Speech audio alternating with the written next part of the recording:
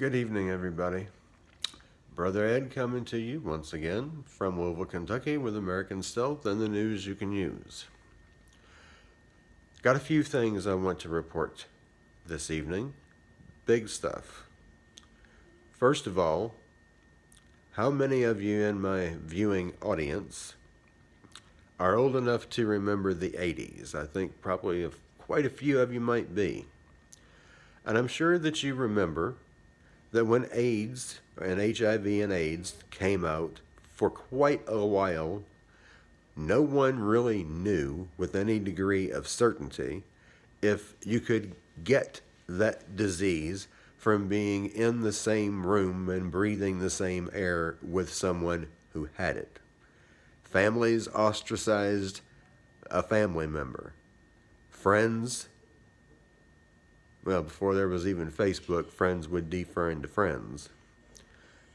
Didn't happen as much as it seems to be happening now, but it happened.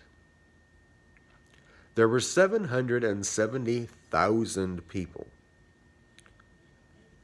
in this country, in a pretty short period of time, actually, who died from AIDS, mainly because people were getting it, they weren't having any symptoms, because it can take a very long time before you actually get sick or have full-blown AIDS. It can be years before that happens. So people had it, didn't know they had it, didn't know they were even sick, of course, because they didn't know they were spreading it. And it spread exponentially, just like they're claiming that this disease that they've shut so many things down over spreads exponentially. And we've seen what? Not even 0.25% of the United States population die from this disease. And they shut everything down. Why didn't they do that when we were having the huge scare that we had with HIV and AIDS? Lost a whole lot more people. They didn't do any of this. You didn't see people walking around everywhere with masks. And even though people were concerned about whether they might get it from somebody or not, we didn't have all this social distancing, which is really physical distancing, to keep people from being close to one another, embracing and loving. That's what it's about. They want us apart from each other. And the freedom of assembly, that's just shot to hell. You can't even assemble peacefully anymore and in groups of more than maybe 2, possibly 3. And if you do in more than 2, you have to be 6 feet apart from each other, which is stupid. At any rate, in 2009, there were at least 60,000 people that died from swine flu. None of this stuff was done then.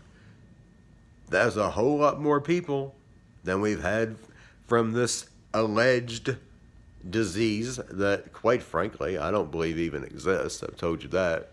I'm sure some of you have come to at least the point of realizing that this is all fake, and we've been played and set up for the country to fall. Now we have Trump claiming that he has the authority to overrule a governor. That if he disagrees with any governor opening their state back up, and he thinks that it's being done too early, that he can overrule that governor? No, he cannot. That's what we have the 10th Amendment for. The governor of a state or commonwealth, any state or commonwealth, has ultimate sovereignty and authority over what goes on in that state and or commonwealth. And even then, quite frankly, only if the people of that state or commonwealth allow it. If our constitutional rights are being stomped on, which they are, we need to stomp back And that's exactly what I'm going to do. And I hope and pray you see me on the national news, because I'm I'm going to get out there, and I'm going to let these people know they are not the one to tell me what I can and cannot do, when what I want to do is well within the confines of the law and the Constitution. As if that's not bad enough,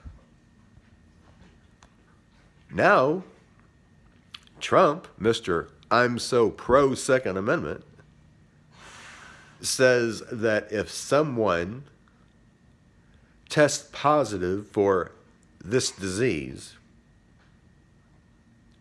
and they don't want to quarantine, rather than let them go through due process to get a warrant to, if they, oh, the whole thing just makes me mad. Even the process of getting a warrant to make somebody quarantine themselves over something that doesn't even exist. He says, take their guns from them first, then go through the due process. You don't want to go through the due process and not take their guns. That is absolutely the opposite of what we have been hearing from him from the beginning on both ends. He's always claimed he's gung-ho state rights, and he doesn't have any authority nor any interest in interfering with the decisions of any governor. Now he's saying that if the governor tries to open up prematurely and he doesn't agree with it, that he'll overrule him. No, you can't do that. You can't do that. That is none of your business. Your business is to run the country. His business is to run his state or commonwealth, or her, whichever the case may be. Trump needs to stay out of states' rights and states' business. It's none of his. None. If he starts that crap, he's going to have a revolution on his hand that I will be in the forefront. Don't even think I won't, because he might have one on his hands already. We'll just have to wait and see how that goes. And then to say that you're going to take somebody's guns just because they don't want to quarantine? And then get some kind of a court order for them to do it? What do their guns have to do with any damn thing? Why do their guns need to be taken away from them just because they don't want to quarantine? I'm sorry, folks, but if you can't see what's going on in this country and how rapidly we have already lost a lot of freedom over something that doesn't even exist, and how rapidly we can lose even more over this, if you can't see it, you have got blind. You're just blind completely. It is amazing to me how many people are willing in this country to just follow him right off of a freaking cliff. It never ceases to amaze me. People act like this man is freaking God or something. He's not. He ain't nothing but a damn man. That's all he is. I don't care if he's the president. He still isn't anything but a man. That's it. We've got to stand up to him. We've got to start standing up to the mayors and to the governors and let them know we are the people and we have the say over what goes on, over how we're ruled, how we're governed, how we're led. Not them. We do. By any means necessary, they need to get that message, and they need to get it now, loud and clear. And I hope you're with me. I hope people will get out there with those megaphones and start blasting these people to hell and back, because that's exactly what I'm going to do as soon as I get it. First day I get the chance to get out there and do it, that's what's going to happen.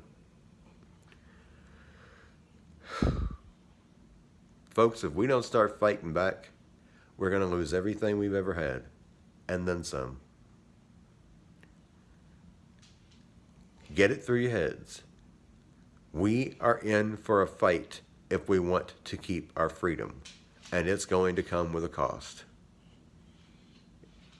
It always has in the past, and it's going to be now. It's not going to stop coming with a cost.